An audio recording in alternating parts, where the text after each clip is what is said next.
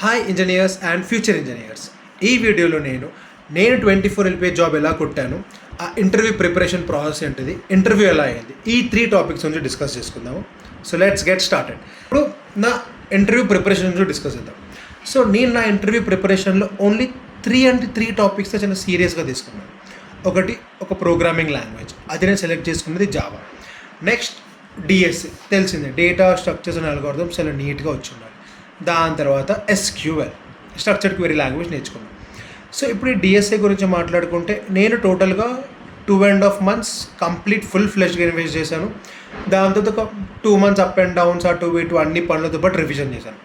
In and out తీసుకుంటే మొత్తం 3 months అనుకోండి. నేను 3 months చాలా ప్రాపర్గా అంటే చాలా ప్రాపర్గా ఇన్వెస్ట్ చేశాను టు లెర్న్ డిఎస్ఏ. అంటే మధ్య డిఎస్ఏ ఆపేస్తుండే కానీ ప్రాపర్గా కరెక్ట్గా ప్లేస్మెంట్స్ మీద 3 months డిఎస్ఏ అంతా ప్రాపర్గా ప్రిపేర్ అయ్యాను. నేను ప్రాపర్గా ప్రిపేర్ అవ్వడం అంటే నా దృష్టిలో నేను జూన్లో ప్రిపరేషన్ స్టార్ట్ చేశాను. జూన్లో అరౌండ్ 109 ప్రాబ్లమ్స్ సాల్వ్ చేశాను డిఎస్ఏలో. జూలైలో అరౌండ్ 146 ప్రాబ్లమ్స్, 149 ప్రాబ్లమ్స్ సాల్వ్ చేశాను డిఎస్ఏలో. ఇది ప్రాపర్ ప్రిపరేషన్ అంటే నా దృష్టిలో. దాంతో ఆగస్ట్లో అరౌండ్ 80 to 100 ప్రాబ్లమ్స్ సాల్వ్ చేసి ఇంకా రివిజన్ పైన కూర్చున్నాను, ఎందుకంటే అప్పటికే చాలా ప్రాబ్లమ్స్ సాల్వ్ చేసిన ఫీలింగ్ వచ్చేసింది. సో ఇది నేను డిఎస్ఏకి ఇన్ని ప్రాబ్లమ్స్ ప్రాక్టీస్ చేశాను. నేను అరేస్ నుంచి స్టార్ట్ చేసి డైనమిక్ ప్రోగ్రామింగ్ వరకు అన్ని డేటా స్ట్రక్చర్స్ నేర్చుకున్నాను, ఎందుకంటే మనకు తెలియదు కదా క్వశ్చన్ ఎక్కడ జరుగుతారు అనేది. సో అరేస్ నుంచి డైనమిక్ ప్రోగ్రామింగ్ వరకు అంతా నేర్చేసుకున్నాను. సో ఇట్ వాజ్ లైక్ నాకు మంచి టచ్ వచ్చేసింది. దాంతో SQL నేర్చుకున్నాను. ఈ 3 కాకుండా ఇంకా రెజ్యూమే ప్రిపరేషన్, నీట్గా రెజ్యూమే ప్రిపేర్ చేసుకున్నాను, ప్రాజెక్ట్స్ అన్నీ యాడ్ చేశాను. మన మెయిన్ ఇంపార్టెంట్ థింగ్ ఏం చేయాలి అంటే మన రెజ్యూమేలో ఏం యాడ్ చేసినా వాటికి ప్రూఫ్స్ పెట్టడానికి ట్రై చేయాలి. ఫర్ ఎగ్జాంపుల్ నేను 3 ప్రాజెక్ట్స్ పెట్టాను. 3 ప్రాజెక్ట్స్ తాలూకా గిట్హబ్ లింక్స్ అక్కడ పెట్టాను. నేను 3 సర్టిఫికేషన్స్ పెట్టాను. ఆ 3 సర్టిఫికేట్స్ యొక్క తాలూకు సర్టిఫికేట్స్ ఉంటాయి కదా, అవి డ్రైవ్లో అప్లోడ్ చేసి ఆ డ్రైవ్ నుంచి షేర్డ్ URL లింక్ తీసుకొచ్చి నా రెజ్యూమేలో పెట్టుకున్నాను. సో ఇలా మీరు సర్టిఫికేషన్స్, వాటి తాలూకు లింక్స్ అవన్నీ రెజ్యూమేలో పెట్టుకోవడం బెటర్ నాకు అనిపించింది. నేను అవన్నీ పెట్టాను. ఇది నేను జనరల్గా చేసిన బేసిక్ ప్రాసెస్ నా రెజ్యూమే. ఇంకా ఇవి నా స్కిల్స్. నాకు జావా, డిఎస్ఏ, SQL ఈ 3 వచ్చు. ఇవి 3 కాకుండా కంప్యూటర్ సైన్స్ సబ్జెక్ట్స్ పైన బేసిక్ అవగాహన ఉంది నాకు. అంటే నాకు అన్ని కంప్యూటర్ సైన్స్ సబ్జెక్ట్స్ పైన అవగాహన ఉంది, ఎందుకంటే ఇప్పుడు 8.3 CGPA నాది. సో కొంచెం గొప్ప టచ్ ఉంటుంది కదా. సో అలా అన్ని కంప్యూటర్ సైన్స్ సబ్జెక్ట్స్ పైన కొంచెం టచ్ కూడా ఉందన్నమాట. సో ఇది నా ప్రిపరేషన్ పాయింట్ ఆఫ్ వ్యూస్, ఇది నా ప్రిపరేషన్. జావాకి పెద్ద స్పెసిఫిక్గా చెప్పాల్సిన అవసరం లేదు, ఎందుకంటే అది నేను నా 4th సెమిస్టర్లో నేర్చేసుకున్నాను జావా. నేను ఇంకా నా 6th సెమిస్టర్లో నేను డిఎస్ఏ నేర్చుకున్నాను 3 months బిఫోర్ ప్లేస్మెంట్. మళ్ళీ ముందు 1st 2 3 4 5th వరకు టచ్ చేయలేదు. సెమిస్టర్ 6లో నేను డిఎస్ఏ అలా టచ్ చేశాను.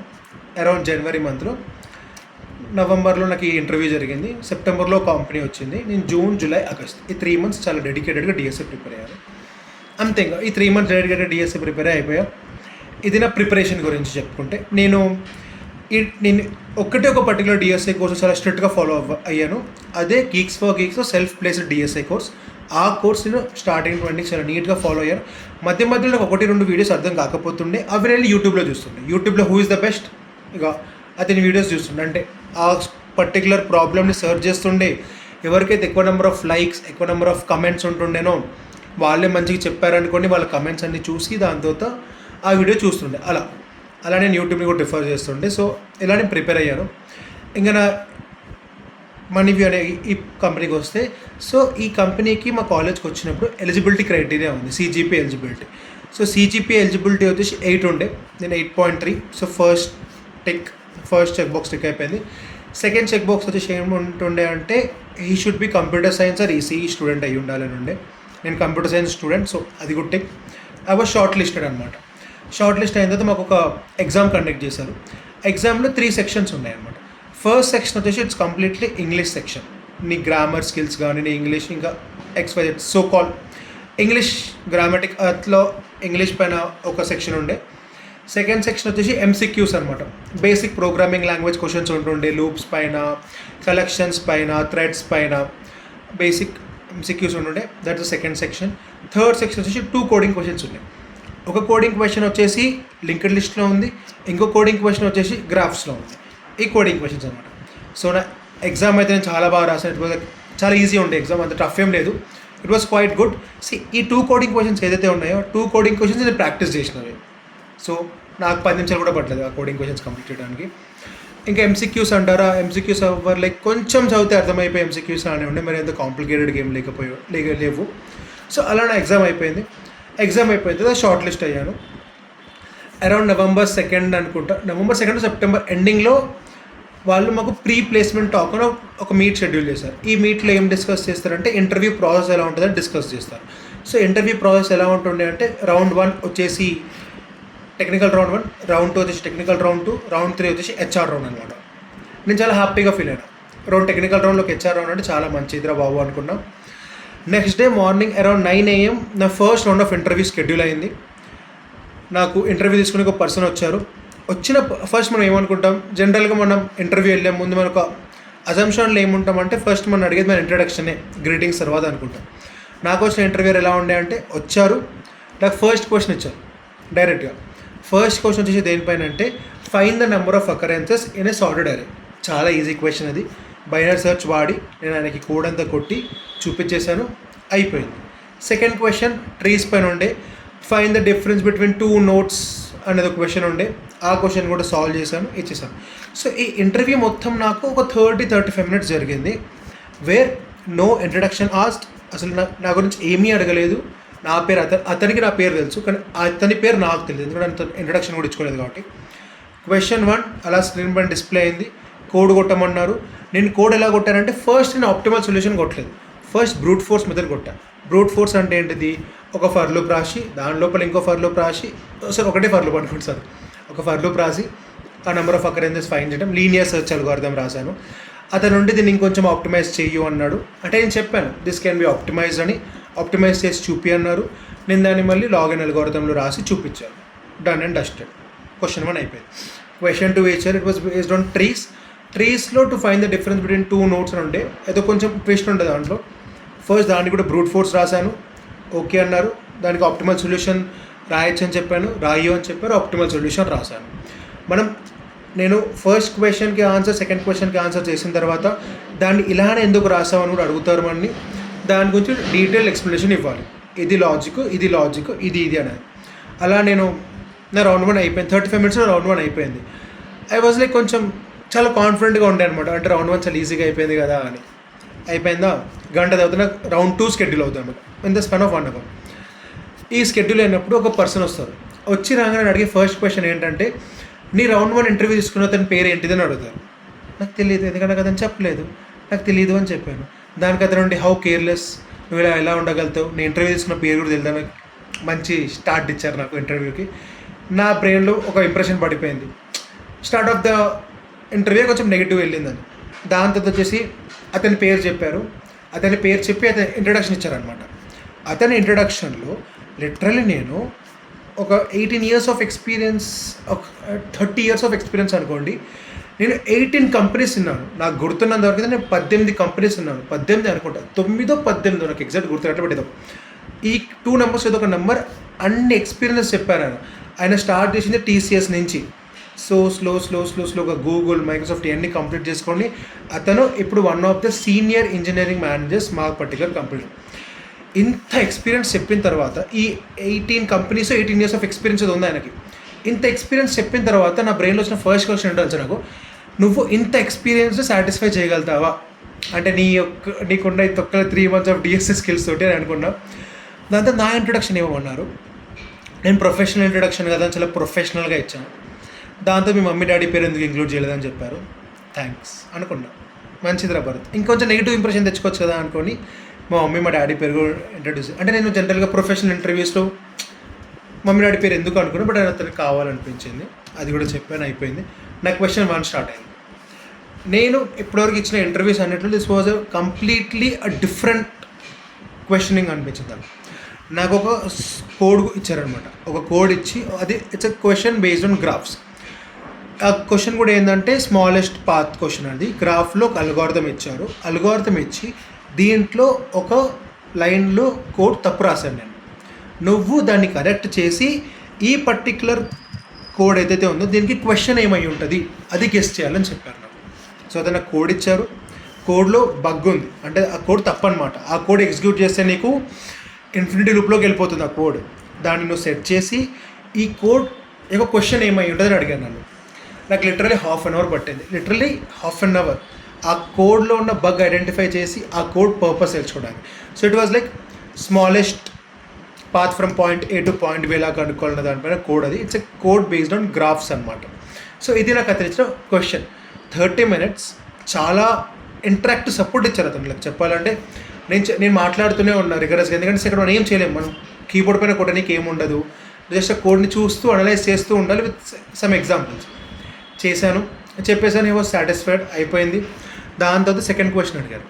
సెకండ్ క్వశ్చన్ వచ్చేసి రైట్ ప్రైమ్ నెంబర్స్ కూడా అడిగారు. ఐ వాజ్ లైక్ ఎంత ఈజీ క్వశ్చన్ అని నేను కోడ్ కొట్టడం స్టార్ట్ చేశాను. కోడ్ కొట్టడం స్టార్ట్ చేసినంత ఏమైందంటే ఫాలోయింగ్ సాఫ్ట్వేర్ రూల్స్ అని చెప్పారు, ఫాలోయింగ్ సాఫ్ట్వేర్ డెవలపర్ రూల్స్ అని చెప్పారు. ఐ వాజ్ లైక్ ఈ సాఫ్ట్వేర్ డెవలపర్ రూల్స్ ఏంటి సార్ అని. He was like unit to follow oops concepts, unit to follow dry run చేయాలి నువ్వు ఆ కోడ్. డ్రై రన్ కాదు, ఏదో ఉంటుండే వర్డ్, ఏదో ఉంది ఆ వర్డ్, నాకు వర్డ్ గుర్తుంది, ఏదో వర్డ్ చెప్పారు. దాని తర్వాత ఫంక్షన్స్ని యూజ్ చేయాలి, right once use infinite times అనే కాన్సెప్ట్ని యూజ్ చేయాలి, ఇలా చెప్పారనమాట. ఆ స్పేస్ ఫార్మాటింగ్ పైన కూడా చాలా స్పెసిఫిక్గా ఉండాలి సార్. ఎంత స్పేస్ ఇవ్వాలి, ఒక ఫంక్షన్లో ఎన్ని లైన్స్ ఆఫ్ కోడ్ ఉండాలి, ఇంత స్పెసిఫిక్గా ఉండేది. సో నేను కోడ్ అంతా కొట్టాను. అతను ఏం చెప్పారంటే ఒక ఫంక్షన్లో max to max 7 lines of code మాత్రమే ఉండాలి, ఇంకా 7 lines to 10 lines కన్నా కోడ్ ఎక్కువ వెళ్ళిపోద్ది అంటే ఇంకో ఫంక్షన్ రాయమని చెప్పారు. సో ఒక ప్రైమ్ నెంబర్స్ కోడడానికి ఒక ఫంక్షన్, ఒక 8 lines కోడే కాబట్టి ఒక ఫంక్షన్లో రాసి ఆ ఫంక్షన్ని మెయిన్ మెథడ్లో పెట్టి అతను నీట్గా సబ్మిట్ చేశాను. సబ్మిట్ చేసిన తర్వాత తను కూడా okay fine let see you అన్నారు, కట్ చేశారు కాల్.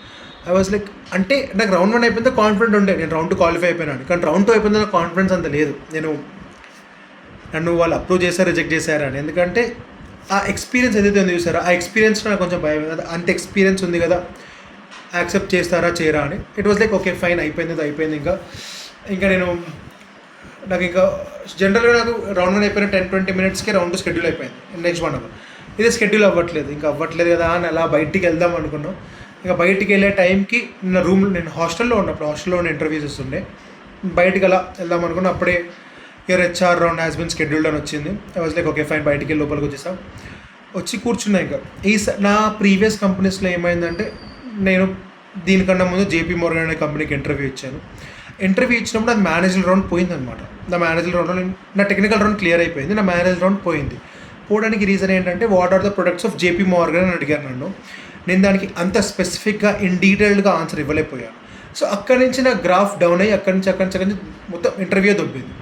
సో ఈసారి ఆ మిస్టేక్ జరగొద్దు. నేను మనీ వ్యూ గురించి పుట్టు పురోధులు అంటారు చూసారా, అక్కడి నుంచి మనీ వ్యూ హిస్టరీ అనేది తెలుసుకున్నాం. మనీ వ్యూ ఫౌండర్స్ ఎవరు, వీళ్ళ ఎక్స్పీరియన్స్ ఏంటి, వీళ్ళు ఈ కంపెనీ ఎందుకు స్టార్ట్ చేశారు, ఈ కంపెనీ యొక్క ట్యాగ్ లైన్ ఏంటిది, ఈ కంపెనీ యొక్క పర్పస్ ఏంటిది, ఈ కంపెనీకి కాంపిటీటర్స్ ఎవరు, ఈ కంపెనీని ఎలా ఇంప్రూవైజ్ చేయవచ్చు, ఈ సోదంతా ఆలోచించాను. నన్ను కనుక ఆ పాయింట్ ఆఫ్ టైంలో కనుక అడుగుంటే HR కన్నా ఎక్కువ ఇన్ఫర్మేషన్ HRకి ఇస్తుండేను ఆ కంపెనీ గురించి. అంతలా ప్రిపేర్ అయ్యా. చాలా బ్లాగ్స్ చదివా, వాళ్ళ లింక్డ్ఇన్ పేజెస్కి వెళ్ళి వాళ్ళ లింక్డ్ఇన్ పేజెస్లో వాళ్ళు రాసుకున్న అచీవ్మెంట్స్ ఏంటివి అవి చదివా. ఆ కంపెనీ లింక్డ్ఇన్ పేజ్కి వెళ్ళి ఆ కంపెనీ లింక్డ్ఇన్ పేజ్ ఏం పోస్ట్ చేస్తుంది, వాళ్ళ రీసెంట్ పోస్ట్ ఏంటి అవన్నీ చూసా. ఇవన్నీ చూసి ఒక డీటెయిల్ గ్రిప్ తెచ్చుకున్నాం మనీ అనే కంపెనీ పైన. ఎందుకంటే లాస్ట్ టైం JP Morgan పోయింది, బాధ వేసింది, కాబట్టి ఈసారి మిస్టేక్ చేయదు కాబట్టి డీటెయిల్ ఇన్ఫర్మేషన్ తెచ్చుకున్నాం. HR వచ్చి నీ గురించి నువ్వు చిన్నప్పటి నుంచి చెప్పుకున్నానా అన్నది. చిన్నప్పటి నుంచి అంటే ఎప్పటి నుంచి, నీకు ఊహ తెలిసినప్పటి నుంచి నీ గురించి నువ్వు చెప్పుకో till this point of time అన్నది. ఇంకా ఆ స్టార్ట్ పాయింట్ నుంచి ఈ ఎండ్ పాయింట్ వరకు నేను మామూలు ఎలివేషన్ ఇచ్చుకోలేదు. నేను ఇంకా అంతే. అది పూరి జగన్నాథ్ రవితేజకి ఇచ్చినట్టు అసలు మామూలు కాదు, అది ప్రశాంత్ నీల్ ప్రభాస్కి ఇచ్చినట్టు అసలు మామూలుగా ఇవ్వచ్చుకోలేదు. నాకు వచ్చిన ఎలివేషన్ నెక్స్ట్ లెవెల్ ఇచ్చుకున్నాను. పుట్టిన దగ్గర నుంచి ఒక మిరాకిల్ అని మాట్లాడినా. నేను అడుగుపెట్టిన చోటల్లో మిరాకిలే. నా లైఫే అచీవ్మెంట్స్ నిండిపోయింది. అసలు నాకు సెట్ బ్యాక్స్ అంటూ ఏముండదు, అదంతా అసలు నా జర్నీయే వేరు, నా దారి రహదారి అన్నట్టు చెప్పావా మొత్తం.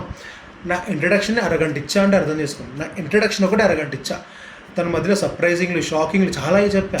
నేను చేసినవి చేయనవి, నేను చేద్దాం అనుకున్నవి, నా డే డ్రీమింగ్లో ఉన్న థాట్స్ అన్నీ పెట్టేసా తన ముందు. ఇది నా లైఫ్, ఇది అసలు రాక్ స్టార్ని నేను అంతే. నేను తోపు అన్నట్టు ఇచ్చా ఆ 30 minutes ఆఫ్ ఇంట్రడక్షన్. ఎందుకంటే చిన్నప్పటి నుంచి చెప్పమన్నారు, ఇంకా ఎలివేట్ చేసుకోవాలి ఇచ్చారు ముందు. సో నన్ను బీభత్సంగా ఎలివేట్ చేసుకున్నాను. అసలు 30 minutes కాల్ అయిపోయింది. 30 minutes కాల్ అయిపోయింది. షీ ఈజ్ లైక్ ఓకే మీరు will get back to you అన్నారు. కాల్ కట్ అయిపోయింది. అరౌండ్ ఇంటర్వ్యూ నాకు ఫ్రైడే రోజు జరిగింది అనమాట. థర్స్డేనో ఫ్రైడే రోజు జరిగింది. ఇంటర్వ్యూ అయిపోయింది.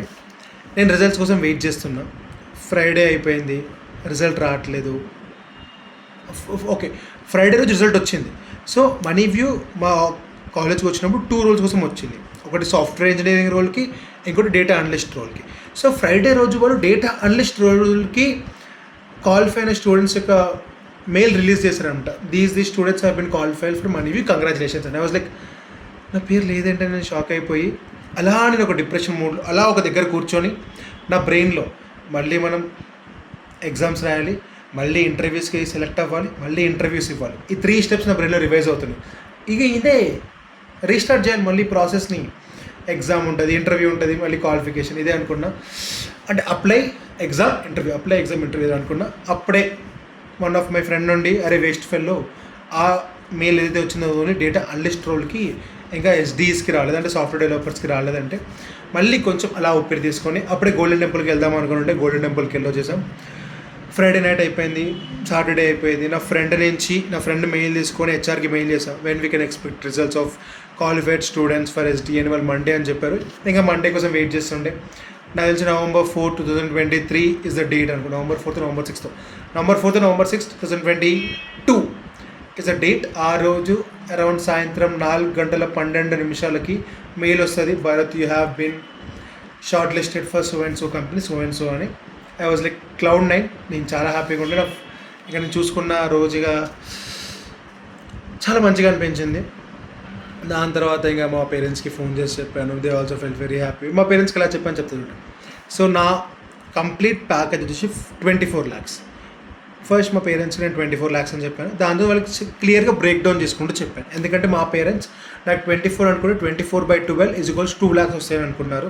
అది చాలా రాంగ్ క్యాలిక్యులేషన్ మమ్మీ, అలా కాదని చెప్పి నా బేస్ 14 lakhs. బేస్ అనేది మీకు వచ్చే ఇన్హాన్స్ శాలరీ అనమాట.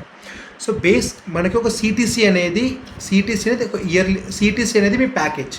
సిటీసీని మీరు క్లియర్గా బ్రేక్ డౌన్ చేసుకోవాలి. సిటీసీలో 4-5 కాంపోనెంట్స్ ఉంటాయి. ఫస్ట్ కాంపోనెంట్ వచ్చేసి బేస్ ప్యాకేజ్, సెకండ్ కాంపోనెంట్ వచ్చేసి వేరియబుల్ పే, థర్డ్ కాంపోనెంట్ వచ్చేసి జాయినింగ్ బోనస్, ఫోర్త్ కాంపోనెంట్ వచ్చేసి స్టాక్స్. సో నా ప్యాకేజ్ వచ్చేసి in specific 23.5 lakhs plus additional benefits అనమాట. ఆ 23.5 lakhsలో 14 lakhs was my base, 1 lakh was my joining bonus, 1 lakh was my performance bonus, rest of the 7.5 lakhs వచ్చి నాకు stocks. ఈ stocks కూడా మనకు ఎలా వస్తాయి అంటే, మనము ఈ 7.5 lakhs మొత్తం మన అకౌంట్లోకి రావాలి అంటే మనం 4 years ఆ కంపెనీలో పనిచేయాలన్నమాట. నువ్వు 1 year కంప్లీట్ చేసుకున్న తర్వాత నీకు 2 lakhs ఆఫ్ ద స్టాక్స్ నీ పేరు పైనకి రిజిస్టర్ అవుతాయి. దాని తర్వాత ప్రతి 3 monthsకి, అంటే ఒక ఇయర్ ఎన్ని మంత్స్ ఉంటాయి, 12 months ఉంటాయి. 12ని వాళ్ళు 4 quarters కింద డివైడ్ చేస్తారు. ఆ 2 lakhsని వాళ్ళు 4 quarters కింద నీ పేరు పైన రిజిస్టర్ చేస్తూ ఉంటారు. అనగా ప్రతి 3 monthsకి నీ అకౌంట్లో 50,000 వస్తుంది. ప్రతి 3 monthsకి నీ అకౌంట్లో 50,000 వర్త్ స్టాక్స్ యాడ్ అవుతూ ఉంటాయి అనమాట. 3 monthsకి 50. ఫస్ట్ టైం ఇన్వెస్ట్ అయ్యేటప్పుడు 2 lakhs ఒకేసారి వస్తాయి. అది నువ్వు 1 year కంప్లీట్ చేసుకోవాలి. ఫర్ ఎగ్జాంపుల్, నేను జూలై 2023లో జాయిన్ అయ్యాను మనీ వ్యూ అనే కంపెనీ. జూలై 2024 కల్లా నా అకౌంట్లోకి, అంటే జూలై 2024 రోజు నా అకౌంట్లో 2 lakhs వర్త్ స్టాక్స్ రిజిస్టర్ అయినాయి. దాని తర్వాత జూలై అయిపోయింది, సెప్టెంబర్, అక్టోబర్, నవంబర్లో 50,000 స్టాక్స్ రిజిస్టర్ అయినాయి 2023. నవంబర్ అయిపోయింది, నెక్స్ట్ 3 monthsకి మళ్ళీ 50, నెక్స్ట్ 3 months 50. ఇలా నువ్వు మొత్తం 4 years వర్క్ చేస్తే ఆ కంపెనీలో, అప్పుడు నీకు 7.5 lakh స్టాక్స్ అనేది నీ పేరు పైన రిజిస్టర్ అవుతాయి అనమాట. అది ద ప్రాసెస్. ఇంత పెద్ద ప్రాసెస్ ఉంది 7.5 lakhs రావాలంటే. సో జనరల్గా మనం చెప్పుకోవడానికి 24 lakhs, 30 lakhs, కానీ ఇన్ హ్యాండ్ చూసుకుంటే 14 లక్షలు నా శాలరీ. 14 లక్షలు బై 12 కొడితే నీకు వచ్చేది 1,16,000. 1,16,000లో 6,000 న్యూ ట్యాక్స్ రెజిమ్ కింద ట్యాక్స్ ఇచ్చినాం అనుకో, నీ చేతికి వచ్చేది 1,10,000. సో నా శాలరీ వచ్చి 1,10,000 నేను జాయిన్ అయినప్పుడు కంపెనీ. ఇది నా శాలరీ కాంపోనెంట్. ఇంకా దాని తర్వాత జాయినింగ్ బోనస్ అనేది ఎలా ఉంటుందంటే, నువ్వు జాయిన్ అయిన 1 month తర్వాత, అంటే నువ్వు ఫుల్ టైమ్గా జాయిన్ అయిన 1 month తర్వాత, 1 month అంటే 31 days ఇన్ స్పెసిఫిక్ జాయిన్ అయిన తర్వాత నీకు శాలరీ వస్తుంది.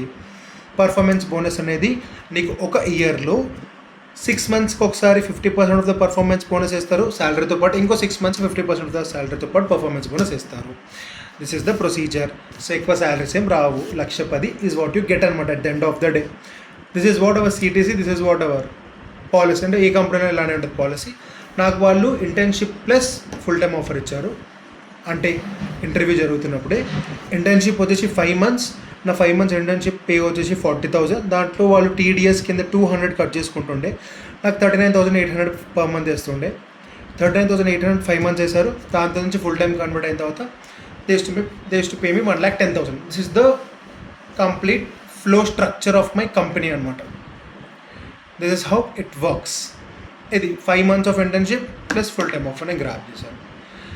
This is my interview experience. Hope you liked it. Thank you.